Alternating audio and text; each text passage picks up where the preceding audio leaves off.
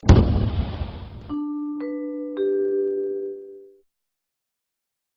YouTube and welcome back to the channel.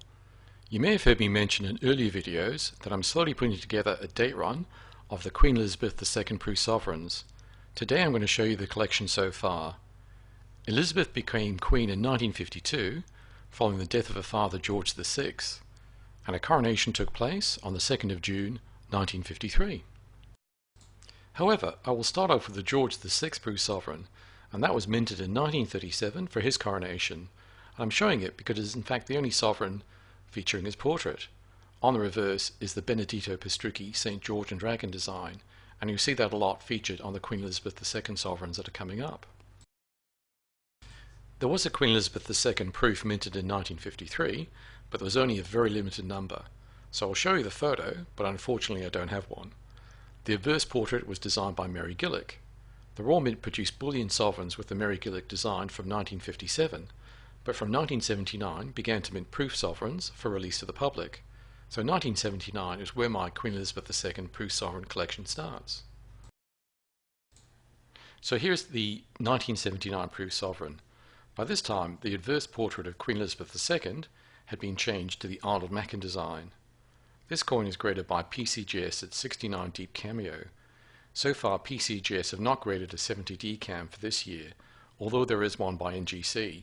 I have graded a couple of the 1979 sovereigns and have hopes to be the first to get a PCGS 70, so the search continues for the perfect 1979 coin. Next is the 1980. For some reason the Royal Mint really increased mintage that year from 50,000 in 1979 to 91,200 in 1980. So you see a lot of these coins around, and I managed to buy this one at the prevailing gold spot price a few years ago. I bought it as a raw coin and had it graded by PCGS, and it achieved the perfect 70 on the Sheldon's coin grading scale used by both PCGS and NGC, so I was very happy with that outcome. Next is the 1981. Mintage that year was 32,960 coins.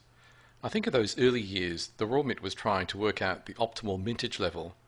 Again, this coin was an Australian eBay buy of a raw coin. I had it graded with PCGS. The 1983 year was a coin I bought raw as part of the 3-coin half, full and double sovereign set. I had it graded, and unfortunately it only received the cameo or cam designation and not the better deep cameo or DCAM designation by PCGS. So not quite the right level of frosting on the coin. I bought this 1984 sovereign as part of the 3-coin set with the half and £5 coins. I saw the other 2 coins, and this sovereign ended up costing less than melt value. I buy sovereigns from a variety of places, direct from the Royal Mint, from various dealers. I'm a member of an online group called the Silver Forum and have purchased some there, a few coin auctions, and also quite a few raw coins from eBay. 1985 saw the introduction of the new portrait by Raphael Maklouf. This is my favourite Queen Elizabeth II portrait. So you can see the change. Here are the 1984 and 1985 portraits side by side. Here's the first of my coins in an NGC holder, the 1986 sovereign. I purchased this from a fellow Silver Forum member in the UK. I'm not really concerned about buying a PCGS versus an NGC graded coin.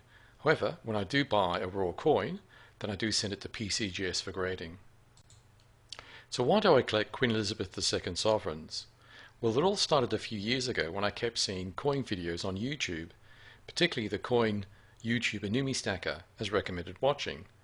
I started to watch, got interested, and then bought my first coins.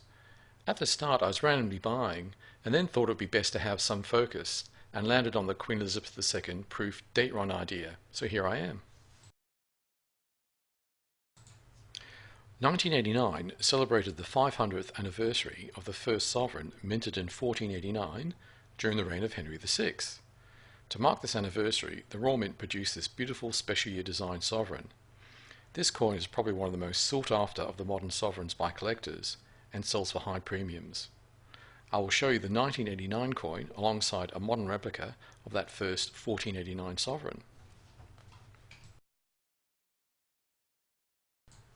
1990 returned to the normal Benedetto Pistrucci St. George and Dragon design on the reverse. I don't have the 1990 as yet, so here is the 1991. As we got into the early 1990s, the mintages of proof sovereigns started to reduce. I understand that the British economy was not doing so well then, and assumed that the demand was just not there. So picking up sovereigns with good grades from 1990 to 1994 can be quite difficult. I do have a few spares or doubles. When I have a coin graded at 69 and a good raw example becomes available, then I buy it, send it to PCGS for grading, and keep my fingers crossed, hoping for a 70. Ideally, I'd like to achieve the date run with all the coins graded at 70. I'm also missing the 1995 sovereign, so that's on the list of things to buy. I do have a raw 1996 sovereign. I bought this one from a Sydney auction in its original raw mint packaging, and it has its certificate of authenticity. I'm putting together a number of sovereigns that will go off for grading to PCGS in the next month or so. I will prepare a video showing the grading results, but that's likely to be some months away.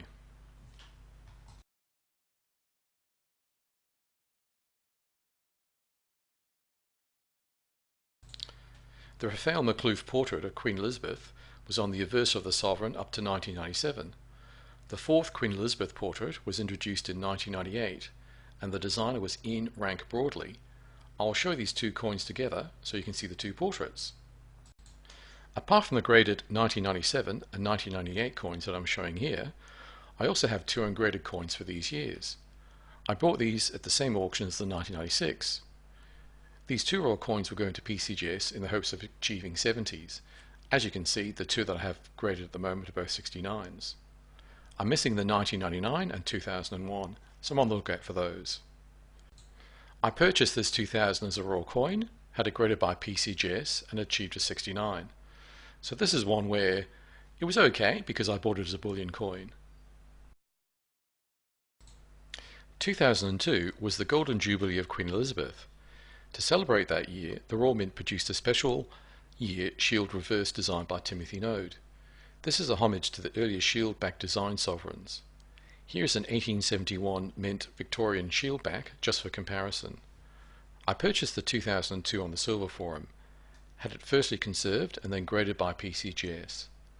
For the older proofs, I'm now in the habit of having the coins conserved so that they present better and it maximizes its chance of achieving a better grade.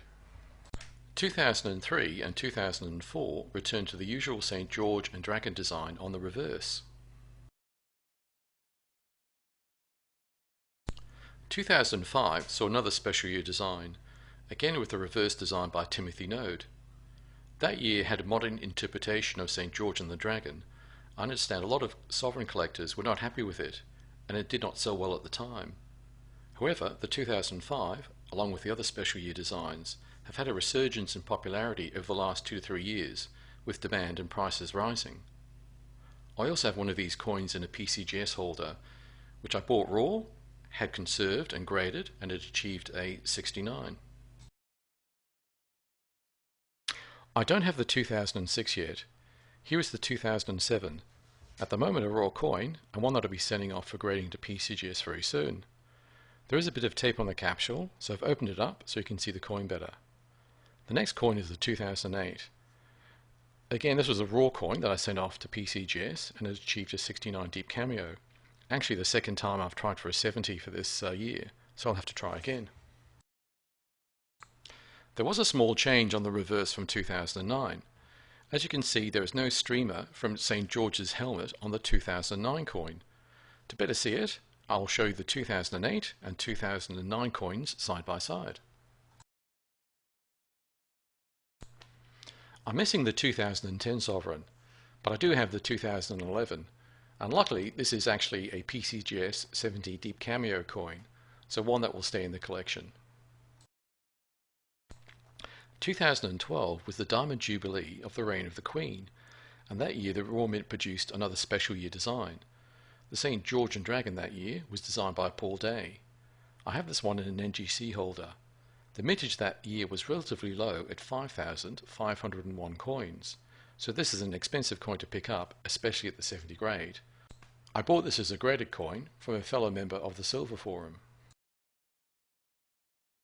The collection is missing the 2013 and 2014 sovereigns. 2015 was something of an unusual year. The Royal Mint issued the sovereign with the existing in-rank broadleaf design. Later that year saw the introduction of the 5th Queen Elizabeth portrait, and so another 2015 sovereign. The designer of the new Queen Elizabeth portrait was Jody Clark. Here is the Jody Clark designed sovereign. This was an Australian eBay buy, so I was very happy with this one, and as it was graded 70 by PCGS. And I'll show you the two 2015 sovereigns side by side. 2016 was also the 90th birthday of Queen Elizabeth, and the Royal Mint issued a special design sovereign that year, this time with a different once-off portrait design. This coin is referred to as the James Butler sovereign, after the designer of the Queen Elizabeth II portrait for that year. 2017 was a big year for the sovereign, as was the 200th anniversary of the modern sovereign, which came into use in 1817. Again, we saw the Royal Mint issue a special year design. The reverse has a garter design, matching the first 1817 modern sovereign. Also, St. George has a broken lance, rather than the regular sword on the other Queen Elizabeth II sovereigns. There was something of a buying frenzy with it 2017, and it's probably one of the most favourite design of collectors since the beautiful 1989 coin you saw earlier. The 2018 sovereign does have a differentiating feature, and that's a small crown mint mark on the reverse of the coin. The Royal Mint featured this crown on the coin to commemorate the 65th anniversary of the reign of the Queen. I also have the 2018 sovereign in an NGC holder, and this one is graded PF 70 Ultra Cameo. 2019 was a return to the regular year sovereign design. I purchased this coin from the Silver Forum and will send it off for grading very soon. The Royal Mint released the 2020 sovereign in November 2019. For 2020, they've included the cipher of George III on the bottom left of the reverse. This is to mark the 200 years since the last George III sovereign. This coin was purchased direct from the Royal Mint. So that's the Queen Elizabeth II proof sovereign collection so far. A few missing dates, but I'll get to those over time. I'll wrap the video up here with an image of the 2020 sovereign, so the last in the collection so far, and the 1989 sovereign.